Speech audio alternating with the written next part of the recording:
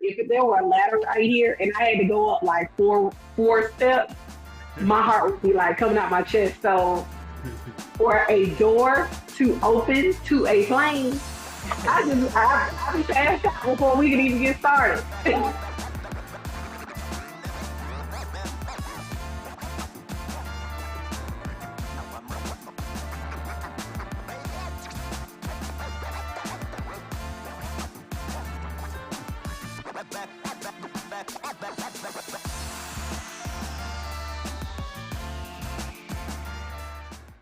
Hey everyone, I'm Chris Colston here with Isaiah Tukes, Kimberly Lake, and Laria Reed, and we are Four Friends in a Book.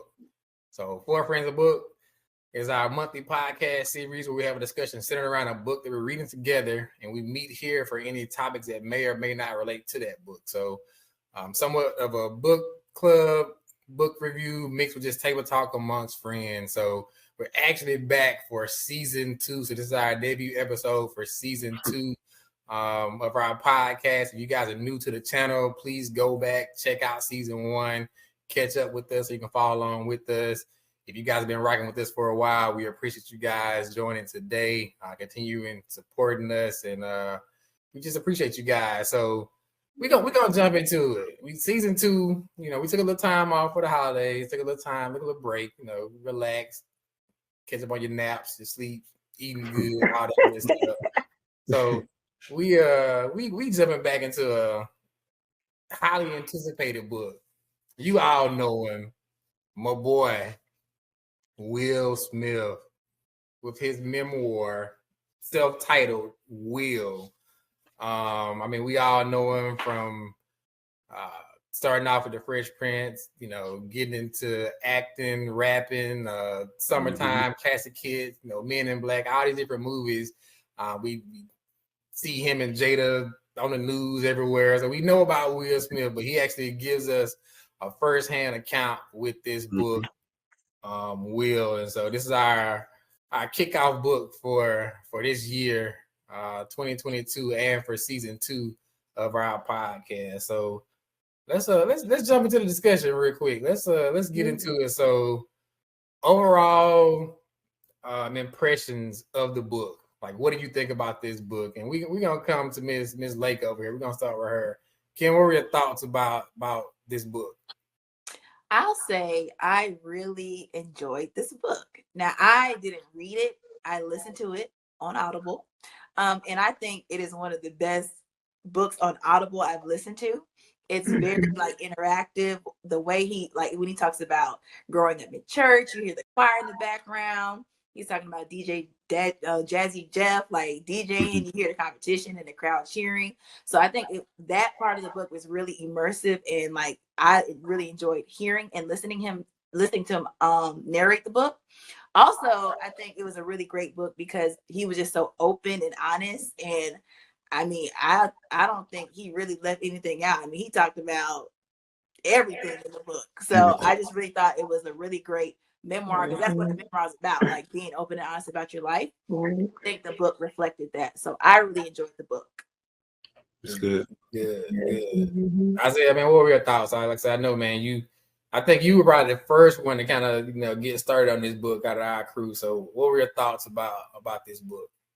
Well, first, I was super excited when we chose this to be the first book for our season 2. Overall, Will is an incredible book. This book was, like Kim said, it was basically well written. I actually read the book.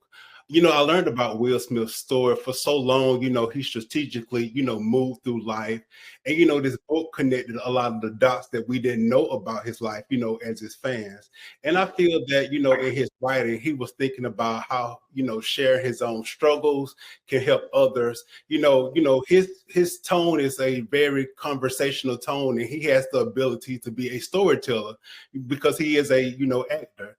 And so this book was more of a page turner, and then the other memoirs that that I read, and I just learned so much about his family, the experiences that shaped him personality.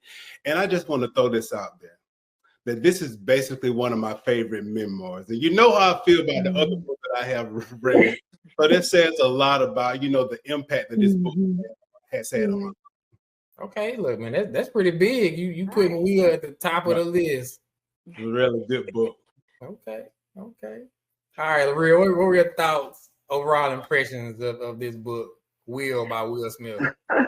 Well, I feel like I'm just coming behind what everybody is saying, and I agree wholeheartedly with Kim and Isaiah because I absolutely loved it. From the first chapter to the last chapter, I was all in. I mean, and I listened to it on Audible as well, and I agree with Kim listening to the different, listening to his voice. First of all, Will Smith is an awesome storyteller. In my mind, I feel like every situation he talked about, every childhood memory, everything, I felt like I was there and I was listening. And in my mind, I could see the row houses that he talked about and being on the street playing. I mean, he was just so descriptive. It was amazing. I really enjoyed every chapter. There wasn't a part where I didn't want to listen. It was, some books kind of go up and down. His book was really steady for me. Some points, of course, I was more interested in, but I really, really liked it. Really, really, really, really. It's on the top of my memoirs as well. I really loved it. So I have no complaints. I think everybody should read this book because it lets you know a lot more about him because he is like one of the best actors ever. And that didn't have to do with race. It's just period. I mean, he just is. And yeah, I loved it. That's good. Yeah, I think you guys all bring up good points. So, we've read, the autobiography of that's good. Yeah, I think you guys all bring up good points. So, we've read, the autobiography of Malcolm X, and we looked at some other historical figures and just different accounts. I think this memoir is kind of our generation, so it really kind of speaks to us. We all know it's true. Will Smith from The Fresh Prince. We know him from his early rap career. We've seen him in all these movies, so it's really easy for us to really, our generation, to connect with him because something about him. But now you're getting this behind the scenes, and like Laria mentioned, he really does just kind of pull you in. Great writer, great storyteller. I listen on Audible as well. So him just narrating the book, throwing in sound bites and changing voices and inflections and throwing in, some of his music as well, which is a great experience. So I definitely agree with you guys. I think this was a great pick for us to start this new year off, season 2 also of our podcast. So if you guys that are watching right now, if you haven't already read or listened to this book, please go check it out. Pick it up. It's a good listen, good read. And like I said, again, it's something that you could probably really relate to because, like, who don't know Will Smith? I mean, everybody know Will. So, like, you have something to really connect to with reading his story and getting that experience. So, yeah. So even with that, so I think we got 4 thumbs up from us, 4 friends in the book, but what were you guys, I guess favorite sections of the book, or what in particular did you most identify with as you were either reading or listening to this story? What really kind of drawed you in throughout the book? And Isaiah, I'm gonna kind of start with you, brother. What were was it a particular moment, a chapter, or something that was said that really just made an impression for you? The impression that was made for me was towards the end of the chapter. He was having this conversation with his therapist, and the therapist brought up like he had like that she was able to identify 2 different personas that he actually had, and the first one was Uncle Fluffy. Uncle Fluffy is basically this nice guy, which is a people pleaser, wanted to avoid conflict, had charisma, could light up any room. And he felt that if he was nice enough and entertained people enough, that he could win the approval for the people around him. And I identified with that as well, too, because sometimes I feel the same way as well. But then you have the second persona called the general. And the general does not care how you feel about them. The general basically wants to get the job done by any means necessary and doesn't seek the approval of people. And I felt that part resonated to me as well also. And, as I grow up, that I try to find a balance with trying to be the people pleaser and trying to do things on my own, but do them like the correct way. So that's what I identify with him. Like, you know, I struggle with being a people pleaser as well as well, I'm going to do it my way, and it's my way of the highway. So I try to find that, you know, that equal balance. Yeah, that's good. And I think he does do a good job. Like I said, just hearing his story, and I think it's something that we can all relate to.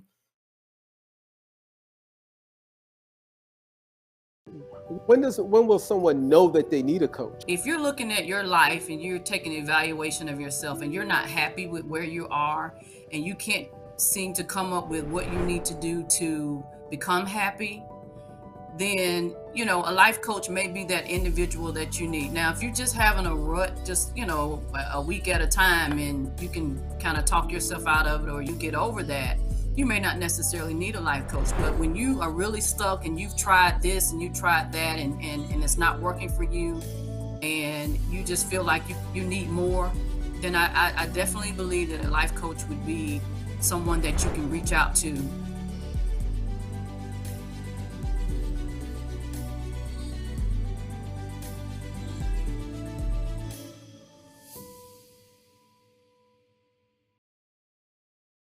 Part-time job, full-time hustle, all-time Shiro to all of us. You nurture, we listen. You teach, we thrive. You lift our spirits, but we've got to lay down the truth. It's time for you, our Shiro, to stretch for the stars. A free online chat can give you the personalized tips you need to start boosting your retirement savings today. Start saving more for retirement so you can feel prepared and live your life to the fullest. Visit aceyourretirement.org. We are picking men's brains today because we're asking men questions that we want to know. Honest answers. Don't get mad at the messengers. You're changing your looks all the time because you have to keep changing to keep his attention and to keep him from doing it. Then guess what? It's not you, it's the guy.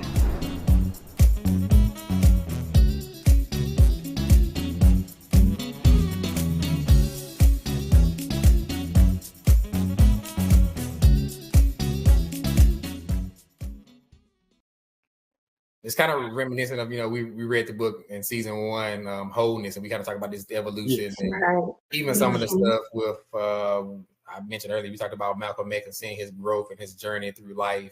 So you see a lot of that similarities, even with Will kind of starting off with his childhood and even, you know, it's his current state of showing how he's, you know, mindsets and thought processes and how he's really, you know, put in work to kind of evolve and heal and grow into a different person. So yeah, that's good. Right. Maria, were there any particular stories that you identify with in particular with the book? It was a lot, but one that I particularly really liked out of the entire book was his two friends, his manager and Jazzy Jeff. Because they were able to go with him all the way. And not only were they able to go with him, but he had a good enough friend to tell him the truth. He asked him, what's the goal? What are you trying to do? And, you know, this is a friend that he's known since he was a kid. So for him to be so intent with trying to make sure that he became the biggest movie star ever, and to tell him, I believe there was one role that he was offered for $10 million, but it wasn't going to set him up for what he really wanted to do. And his friend was his manager, and he would have gotten a percentage of that money, but he told him, don't take it. That's not going to be where you're trying to go.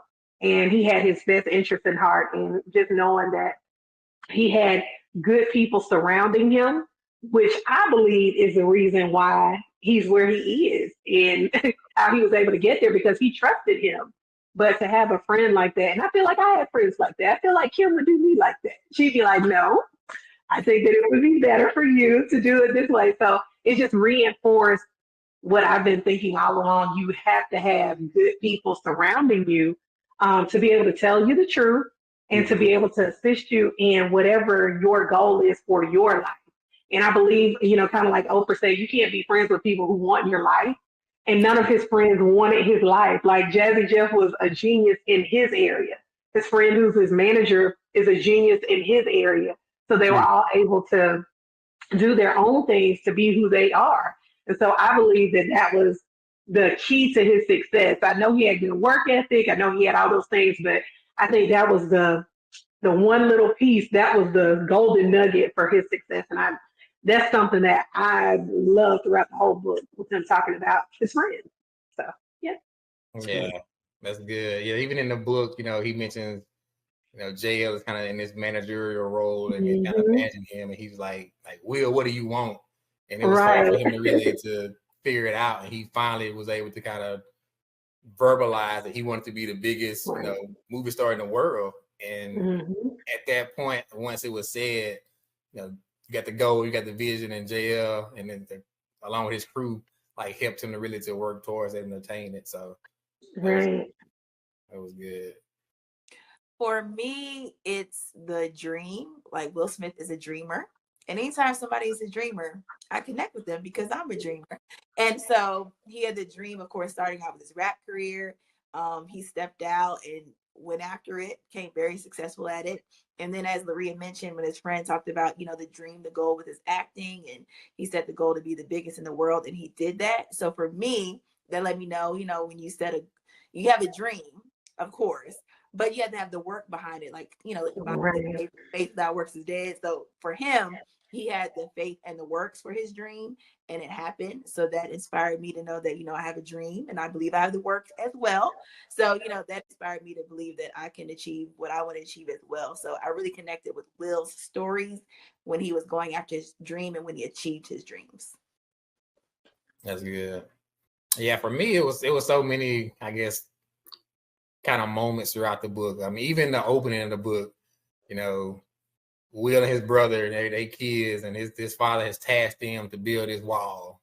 And they looking like, oh man, it's gonna be an impossible task. We ain't never gonna be able to finish this. And even the lesson learned in that, where they spending their summers, their weekends after school, working on this wall to build it up, thinking that it's an impossible task, and actually finally finishing it.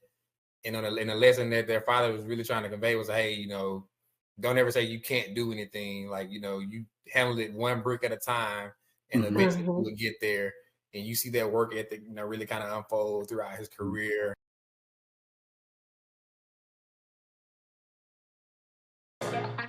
What's up, everybody? This is Jason Claiborne, and you're tuned in to Tea and Worship with my sister Mignon and my brother Chris and Corey on Hope TV. Father God, who is Chris? Did I make up a name? You said 3 hoes. You said 3 people. Chris, where you at, Chris? Chris. Let's do it again. Oh my God. What's up, everybody? This is Jason Claiborne, and you're watching Tea and Worship with Mignon and Corey on the Hope TV. All right, I don't know where Chris came from. Bless all the Chris's in the world right now.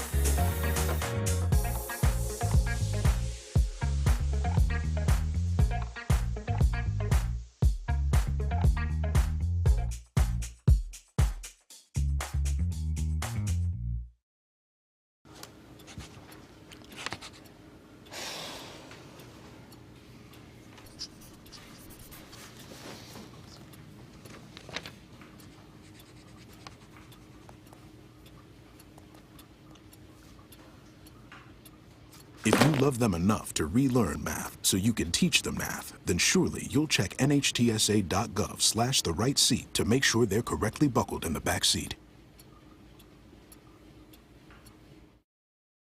We are picking men's brains today because we're asking men questions that we want to know.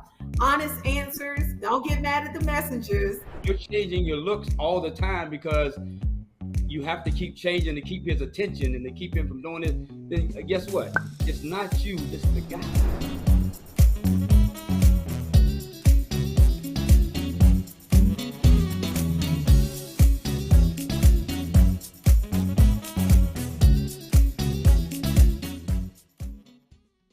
All right, so look, we give my boy a lot of praise, but we got to do it. We talk about all this stuff we enjoyed about the book. Oh, is this the greatest book, ever, greatest memoir? Is it really that great? Is there was there anything in the book that you just didn't really like? You like, Will said this, and I just like, nah, I can't rock with that. I was like, nah, Will, I really can't vibe with that. Was there any point whether it was about life, relationships, purpose? You know, we didn't heard about Will and Jada and these entanglements. Like, I mean, he didn't really get too far into that, but was there anything in the book that you kind of just didn't really agree with or disagree with that he kind of covered? Were there any points or areas like that in the book for you? Laria, you wanna talk? I mean, I didn't want to just jump out there. It was like two things. Well, relationship. That's one of the things. I think that he has I don't want to say it's a wrong view, but I don't feel that it, how should I say that? Look, I'm trying to say this in a nice way. Let me just go on and say it. Let me just go on and just say it.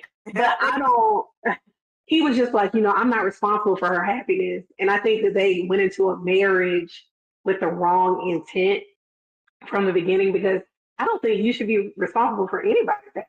It's like, that's a result of you being who you are. I am going to be happy, but I'm not going to be happy with you on every situation. But anyway, I just, the way that he thinks about relationships, it just sounds like they're just supposed to be together because they said they're going to stay together as a married couple. But I don't know what that looks like in the long term, because it's like, so we just going to be together just to be together and do what we do. I don't know. Their relationship to me is just really weird. That's all I'm going to say. All right. Isaiah, did you have a moment, or was there anything that Will kind of touched on that you may not have been in agreement with? Like I said, whether that was just life, purpose, relationships, or anything that, like I said, we've been giving these high praises, but was there anything that you was like, I don't know about that one, Will? Did you have a moment like that? I kind of had a moment. I don't like to talk about Will. Will, one of my favorite actors, so it's hard for me to criticize. But the relationship that he had with his ex-wife wasn't, I wouldn't say traditional, but it seems wasn't real to me. Like, she was always there with their family, but they called all each other family, and they spent Christmases together, and the conversation that they still went back and forth regarding trying to get custody of, I guess, his oldest son Trey. It was like a lot of back and forth that I don't know whether or not in his speech did he still have feelings for this lady. Like Laria said, like the relationship part, it was weird. Like, he checked the boxes on the actor and he comedian, he can write and he can do this, but as far as like the relationship part, like, yeah, it was weird reading that part of it. Like, do you still like this lady? Is she still always around? Is she still coming over for Christmas? And this lady is married to another man. So I'm like, I didn't see, I was missing a part. Like, if just say, if I'm married to Will Smith's ex-wife, we're not at the Smith house every single weekend and every single holiday. Like, it didn't seem normal to me, but I guess it's their normal.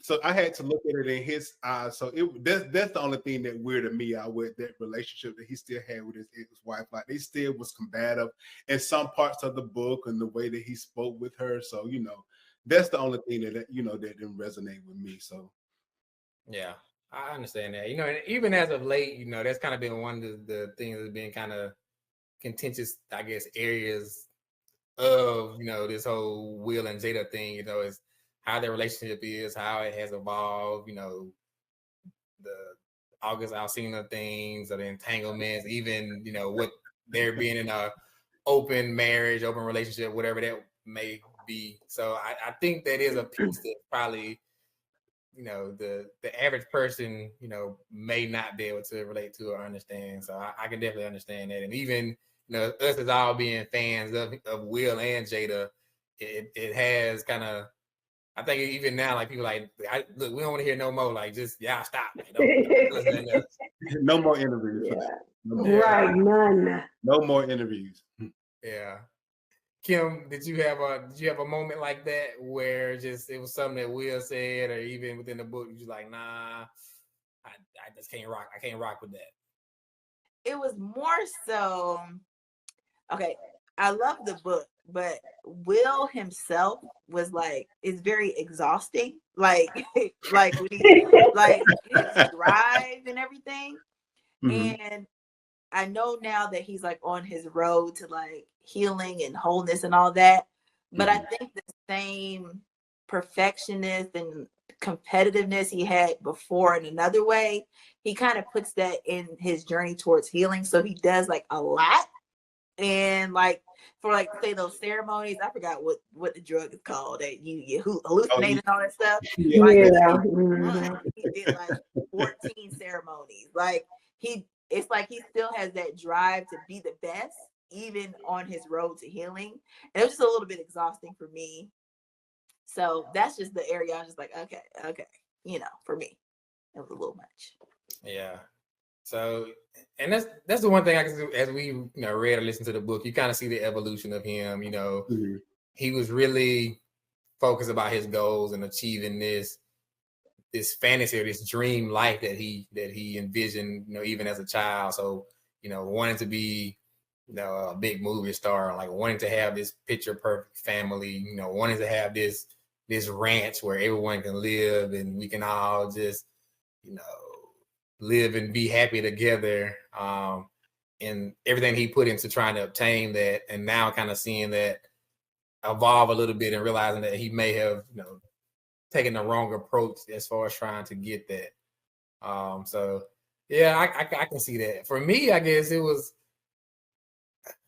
and I'm asking this question to y'all. So, because one of the things in the book was about how Will introduced Jada to his grandmother. So, basically.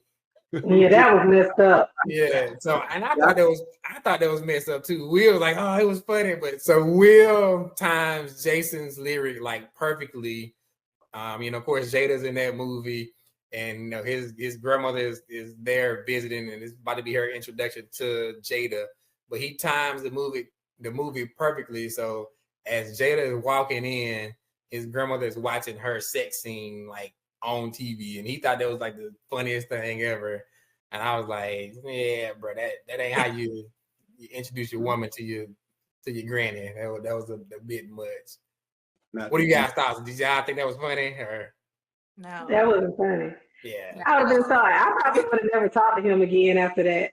Like we wouldn't have been together no more. Been like, what? Like, nope. And so, yeah, we here now, season 2 of Four Friends in the Book podcast. If you new to the Four Friends crew, you might not be familiar, but we got this segment that we always have, which we call the rant. So it's a time period where we have a discussion uninterrupted. Well, not even a discussion. We just let somebody speak from the heart. Uninterrupted. We're not debating. We're not contesting it. Just whatever it may be, whatever on your mind, what's on your heart. And we got none other than Mr. Rant Man. He back. Season 2. I know he coming hard. I know he coming stronger. Again, we never know what we getting. So my brother Isaiah back. Premiere rant for season 2. We just have a wheel. What you got for us, brother? Starting now. Go. So millions watch wide receiver Antonio Brown of the Tampa Bay Buccaneers have a meltdown on the field. Come on, folks. AB has a problem that needs to be addressed. Wherever AB goes, he blames everyone except for himself. He is always the victim of his own and his own worst enemy. Tampa Bay actually took a chance on him when no other team in the NFL would. And every team that gave him an opportunity knew that he would explode at any moment. And AB got all these opportunities because he is a great football player. He's one of the best. And I understand that, you know, because of this is AB and the reputation, you know, that he has speaks for itself. But, you know, this still needs to be investigated, you know, into his health or what made him trigger to actually walk off the field. And AB did not just handle this situation correctly. You know, he never should have stormed off of the field and actually taken shots at his team. But this story sounds more like, you know, it was more from the, you know, the start. But many discounted, you know, his truth and went straight to the CTE of his brain. Does he have it? He may. Let's face it, life is not fair. And what makes a man special is how he handles the situation, even if, you know, things that gave him to him, you know, unfair in his life. And I think that we can all learn something, you know, from watching this situation, that instead of just placing judgment on him, let's just give him a little more grace. And that's that on that. We all kind of be accountable for our actions, and we also need to make sure we're getting the help and the support that we need. You know, whether it's from friends, family, coworkers, teammates, whatever it may be. So, yeah, good word, brother. Good word. That's awesome. All right, so 4 Friends in the Book podcast just wrapped up Will Smith's memoir, Will, and so, you know, we read books every month. And again, we want you guys to follow with us. We want you guys to join in and read along with us. So even with that, Isaiah, tell them about the book we have coming up for next month. Hey guys, before we let you go, we want you to join us in our next episode as we discuss Deacon King Kong by James McBride. This book is a New York Times bestseller, and it has made, you know, multiple lists like Oprah's Book Club and one of President Barack Obama's favorite books. And now it's on the radar for 4 Friends in a Book, and you don't want to miss it. Laria, when can they tune in? You guys can watch us every third Thursday of the month at 7 p.m. And we're on all social media. I'll let them tell you all of that, but mark your calendars, third Thursday, 7 p.m. Eastern Standard Time, okay? And you can find 4 Friends in a Book on Instagram and Facebook. So like and follow our pages and let us know how you're enjoying the show and interact with us on there. Thank you, guys. And as always, we appreciate you guys joining and supporting us. Be on the lookout. We got some new things coming for season 2. You know, we might even got some new content we might be putting out. So again, follow us on all of our social media platforms, on all the podcasting services. And again, if you guys have any inputs, comments, feedback, just hit us up. We want to hear from you guys. And as always, let's continue to read, let's learn, let's grow. Let's have a discussion here on 4 Friends in the Book. Thank you. Bye.